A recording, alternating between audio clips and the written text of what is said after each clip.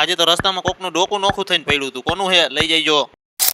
જય વસરાજ મિત્રો અને ગુડ મોર્નિંગ. સવારમાં નીકળી ગયા છીએ હાલીને વાડી સાઈડ, અને 2 દિવસના વરસાદ પછી વાડીના રસ્તાનો હાલ કઈક આવો થઈ ગયો છે. વાતાવરણ તો મિત્રો એવું થઈ ગયું है ને, લાગે છે આજે વરસાદ આવશે. मौसम तो ऐसा लग रहा है दिल गार्डन गार्डन हो रहा है, बहुत मजा आ रहा है यहाँ पे। અને આ હું રસ્તામાં કોનું ડોકું નોખું થઈને પડ્યું છે.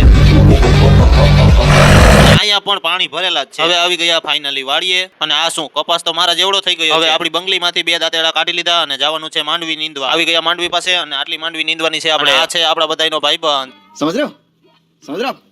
रोज आते हैं इस उम्मीद पे आज जीतेंगे, कल जीतेंगे, परसों जीतेंगे, रोज हारते हैं।